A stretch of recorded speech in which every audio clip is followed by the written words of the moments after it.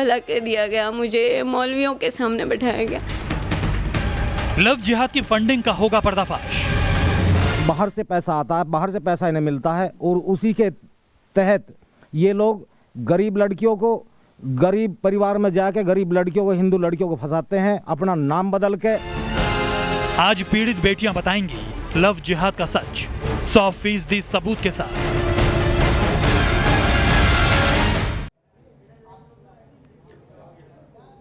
News nation पर आपका बहुत बहुत स्वागत है। आपके साथ मैं हूं राकेश पांडे। आप देख रहे हैं हमारी खास मुहिम ऑपरेशन जिहाद 100% सबूत के साथ। आज न्यूज नेशन इसी मुद्दे पर करने वाला है सबसे बड़ा खुलासा।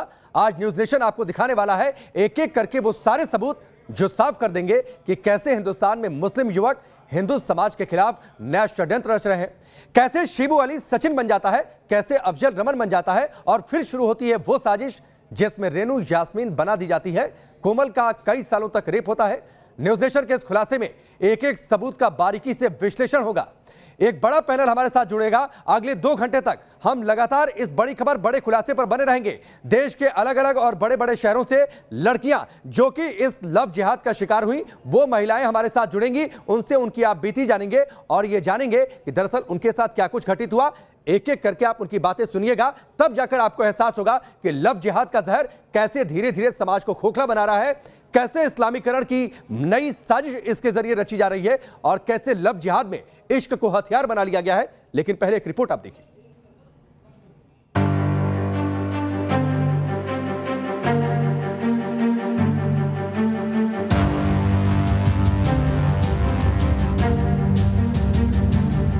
न्यूज नेशन पर साल का सबसे बड़ा खुलासा, रेनू कैसे बन गई यास्मीन कुरैशी।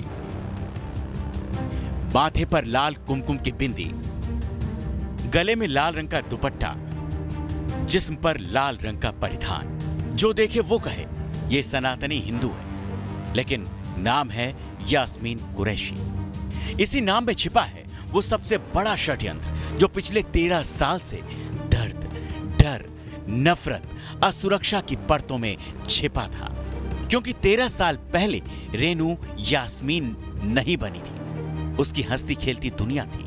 जब रेनू 10वीं क्लास में पढ़ती थी तो एजाजुद्दीन कुरैशी ने उसकी दुनिया में एंट्री की और यहीं से शुरू हुई उस साजिश की पहली सीढ़ी जिसने रेनू की जिंदगी तबाह कर डाली। छत्तीसगढ़ के दुर्ग में आरोपी एजाजुद्दीन कुरैशी ने पहले नाबालिग रेनू को अपने प्रेम के जाल में फंसाया। सब जवाब दिखाए, प्यार की आड़ में उसका कई बार शोषण तक किया गया। 10th में थी तो मेरा 1-2 बार इन्होंने रेप किया। तब जब मैं 10th में थी तो मम्मी मेरी हॉस्पिटलाइज हुआ। तब मेरी मम्मी का कुछ प्रॉब्लम था तो वो हॉस्पिटलाइज थी। पापा का मेरा इन्हीं के फादर ने मुंबई ट्रांसफ़र करवा दिया। रेनू को बहला फुसलाकर मुंबई लाया गया। उसकी आस्था पर चोट की गई, वो इसलिए कि रेनू अपना धर्म छोड़कर इस्लाम धर्म कबूल कर ले। सबसे पहले ताकत के जोर पर रेनू से उसके आराध्य गणपति छीने गए। एजाजुद्दीन को गणपति में रेनू की आस्था नागवार गुजरी, इसलिए रेनू को बुरी तरह मारा पीटा गया। इन लोगों ने मुझे हिंदू धर्म से इतना अलग कर दिया कि मैं गणपति जी की हमेशा पूजा करती थी, नवरात्रे रखती थी, तो मुझे ये लोग मारते पीटते थे, कभी सर्वेंट्स मारते थे। लव जिहाद की साजिश के ताने बाने को बुनने के लिए एजाजुद्दीन ने नशीली दवाइयों तक का इस्तेमाल किया। तुम कास्ट चेंज कर लो। अब मुझे ये हो गया था कि इतने साल तो हो ही गए मुझे साथ में रहते, तो मैंने एक्सेप्ट कर लिया। ठीक है, शादी करने को बोल रहे, शादी कर लेते हैं। पर निकाह के लिए मुझे इतनी, पता नहीं कौन सी एक ब्लू कलर की कोई मेडिसिन थी जो अजय सक्सेना के मेडिकल स्टोर से ला के देते थे। वो मेडिसिन मैं सिर्फ इतना बोलती थी कि मुझे घबराहट होती है, मुझे पेन होता है, कुछ तकलीफ होती है, मुझे समझ नहीं आती थी कि वो क्या है। रेनू कैसे बन गई यास्मीन कुरैशी। नशे की हालत में एक दिन वो हो गया जब रेनू से यास्मीन बन गई। हम ऑटो में गए और उन्होंने एक पेपर ला के दिया पनवेल से, और कोर्ट का पेपर था वो। मैंने क्योंकि अजय सक्सेना हिंदू थे तो मैंने उनसे कहा कि भैया ये पेपर ठीक है साइन कर दो। इतना थोड़ा सा होश था मुझे, तो उन्होंने कहा कि हाँ ठीक है, मैरिज का ही तो है। रेनू यास्मीन तो बन गई, लेकिन रातों रात धर्म की बारीकियां कोई कैसे सीखे, इसलिए भी रेनू को यातनाएं सहनी पड़ी। तुम नमाज पढ़ो, तुम ये करो, मुझे बुरखा ला के दिया गया, मुझे मौलवियों के सामने बैठाया गया। अभी मैं कैसे पढ़ लूँ? जो चीज़ मुझे आती ही नहीं, याद नहीं होती, लेकिन फिर भी मैंने ये याद किया। तो ऐसा करने के लिए किस किस किस्म की यातनाएं आपको दी जाती थी? कौन था जो आप पर इस किस्म का दबाव बनाता था? अजाजुद्दीन कुरैशी। ये क्या करता था वो? वो कहते थे पढ़ो ना, मैं लिखवाता हूँ, मेरी डायरी में कुछ कुछ चीज़ें लिखी हुई हैं। लव जिहाद की साजिश इतनी घिनौनी थी कि पहले तो नाम छीना, फिर पहचान बदली, फिर आस्था पर प्रहार किया और धर्म से दूर कर दिया। लेकिन तब भी रेनू नहीं टूटी तो प्यार की निशानी को ही दुनिया से मिटा दिया। मेडिसिन देके मुझे बाई एयर हैदराबाद लेके गए, जहाँ उनके फ्रेंड, बचपन के फ्रेंड डॉक्टर अजाजुद्दीन खान हुआ करते थे। तो वहाँ ले जाके इन्होंने मेरा एबॉर्शन के लिए करवाया। रेनू ने साल 2016 में मुंबई के चारकोप पुलिस स्टेशन में एजाजुद्दीन के खिलाफ रेप और धोखाधड़ी का एक मामला दर्ज करवाया, लेकिन एजाजुद्दीन ने रसूख का फायदा उठाते हुए खुद को बचा लिया। आज यास्मीन कुरैशी यानी रेनू अपने परिवार को खोने की बड़ी कीमत चुका रही है। जाहिर है लव जिहाद ने उसकी जिंदगी को जहन्नुम बना दिया, लेकिन सालों का दर्द और यातना दिल में लिए रेनू अब इंसाफ मांग रही है। मुंबई से विकास श्रीवास्तव के साथ टीम न्यूज नेशन। लव जिहाद को लेकर हम बड़ा खुलासा कर रहे हैं और यकीन मानिए अगले कुछ समय में कहानियां सुनकर, दर्द भरी कहानियां सुनकर आपका कलेजा कांप उठेगा, आपकी रूह कांप उठेगी। आप ये सवाल करने के लिए मजबूर हो जाएंगे कि क्या धर्म परिवर्तन के खेल के तहत जबरन हिंदू लड़कियों को प्यार के जाल में फंसा लिया गया? आप ये भी सवाल करने के लिए मजबूर हो जाएंगे, ये प्यार है या धर्म परिवर्तन का घिनौना खेल, जिसके तहत हिंदू लड़कियों को पहले प्यार के जाल में फंसा लिया जाता है और उसके बाद उन्हें धर्म परिवर्तन के लिए मजबूर किया जाता है। 3 महिलाएं इस वक्त हमारे साथ जुड़ चुकी हैं, जो कि आपकी टेलीविजन स्क्रीन पर दिखाई भी दे रही हैं। मुंबई, जयपुर और कानपुर से ये तीनों इस लव जिहाद का शिकार हुई। सबसे पहले मुंबई का रुख करता हूं। आप बताइए कि कैसे आपको प्यार के जाल में फंसाया गया, कब जाकर आपको एहसास हुआ कि आप एक बड़ी साजिश का हिस्सा हो गई हैं और आपके अंतर्मन, आपके धर्म, आपके वजूद पर चोट किया गया?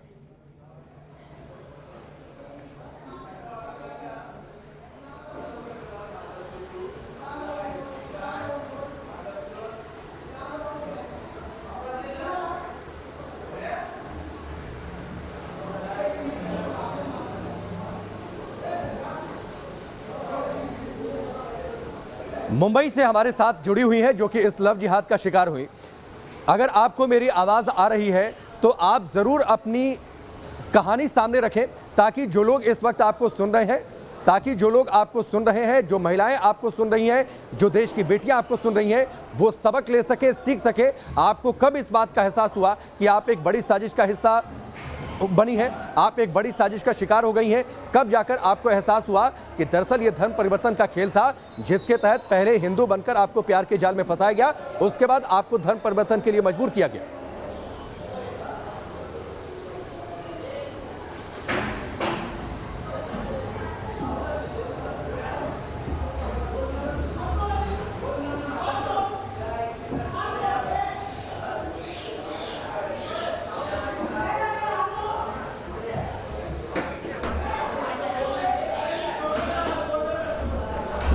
चलिए, लगता है कुछ तकनीकी दिक्कत है, आवाज नहीं पहुंच रही है। मैं जयपुर का रुख करता हूं। मैम, आपसे भी मेरा पहला सवाल यही है कि कब जाकर आपको इस बात का एहसास हुआ कि दरअसल ये प्यार नहीं था, ये सिर्फ खेल था, जो आपके धर्म पर प्रहार करने के लिए जिसकी साजिश रची गई थी? कब आपको इस बात का एहसास हुआ कि आप प्यार के जाल में फंस गई हैं और सामने वाले ने आपको सबसे बड़ा धोखा दिया?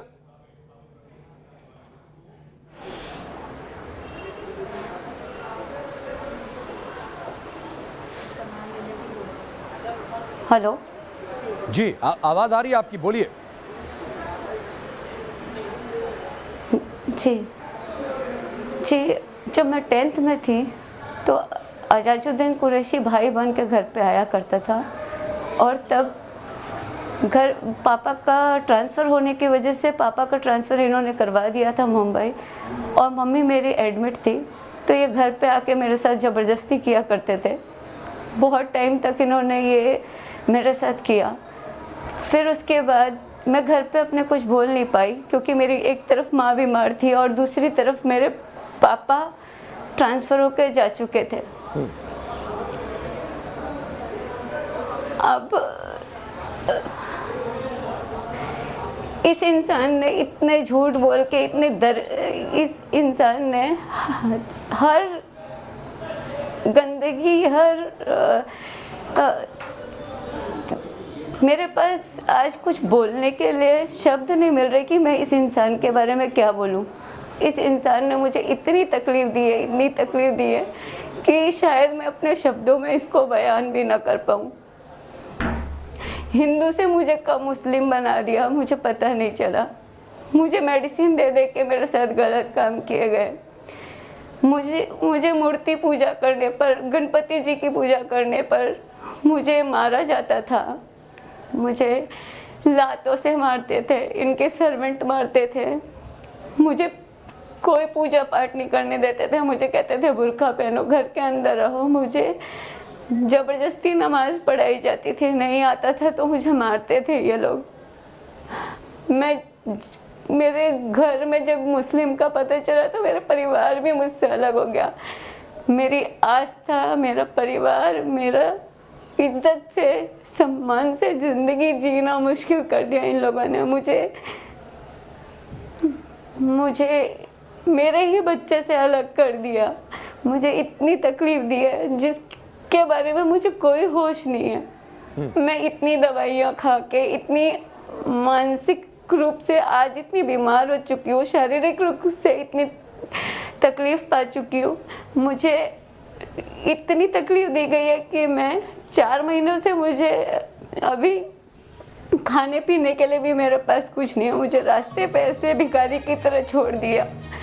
मुझे गालियाँ देते हैं मेरे पास। मुझे कहते हैं इंसानियत का रिश्ता निभा रहे हो। तो कहाँ है इंसानियत का रिश्ता? कौन ऐसे होते हैं मुसलमान? मेरी आप सबसे हाथ जोड़ के विनती है, मैं आप लोगों की हिंदू बहन हूँ। मुझे इतनी बुरी तरीके से प्रताड़ित किया गया है। मेरे शारीरिक, मानसिक, हर तरीके से मुझे प्रताड़ित किया गया है। मैं आप सबसे विनती करती हूँ, मुझे प्लीज़ न्याय दिलाए। न्याय आपको मिलेगा, न्याय आपको मिलेगा रोनी जी। और जिस दर्द में आपने अपनी बातें कही हैं, आपकी आवाज़ से जो दर्द निकल रहा था, उस दर्द को ना सिर्फ हमने महसूस किया है बल्कि न्यूज़ नेशन के जरिए देश भर के लोग महसूस कर रहे हैं। हमें इस बात का एहसास है कि आपको अपनी कहानी बताना आपके लिए कितना मुश्किल भरा है, आपके साथ जो भी था वो बताना कितना मुश्किल भरा है। लेकिन फिर भी हम चाहेंगे, एक ब्रेक के लिए रुकेंगे, लेकिन ब्रेक के बाद जब हम आपके पास आएंगे तो हम चाहेंगे आप ज़रूर इस बात का जिक्र करें कि कैसे आप उस शख्स के झांसे में आ गई, कैसे उसने आपको बरगला लिया। ये जानना इसलिए जरूरी है क्योंकि देश की दूसरी बेटियों को इस बात का सबक मिले कि अगर उनके सामने कोई शख्स आता है या फिर वो किसी के साथ रिलेशन में जाती हैं, कोई उन्हें अच्छा लगता है, तो उसके बारे में पूरी जांच पड़ताल जरूर करें, क्योंकि ये जीवन भर का सबसे बड़ा धोखा साबित हो सकता है। यहां पर रुकेंगे ब्रेक के लिए, लेकिन ब्रेक के उस पार भी हमारा ये बड़ा खुलासा, हमारी ये बड़ी खबर, हमारी ये बड़ी मुहिम लगातार जारी है।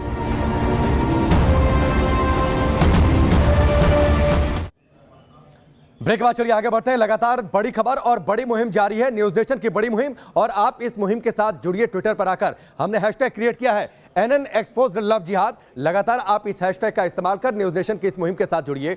3 शहरों से बेटियां हमारे साथ जुड़ चुकी हैं, मुंबई, जयपुर और कानपुर से। मुंबई से मैं रुक करता हूं क्योंकि ब्रेक से पहले बातचीत हो रही थी। मेरा दूसरा सवाल यह है आपसे कि किस तरीके से आप पहले इस शख्स के झांसे में आई जिसका आपने नाम लिया, किस पहचान के साथ वो आपसे जुड़ा, कब आपको इस बात का एहसास हुआ कि आपका धर्म परिवर्तन कर दिया गया है, कैसे आपके धर्म को चोट पहुंचाई गई?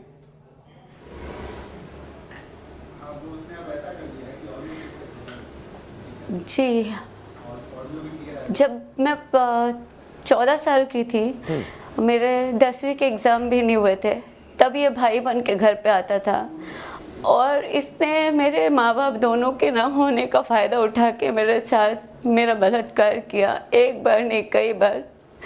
मैं इतनी डर गई थी कि मैं अपने माँ बाप को खोना नहीं चाहती थी, पर ये मेरी गलती थी और मैंने ये सारी चीज़ें अपने माँ बाप से छुपाई।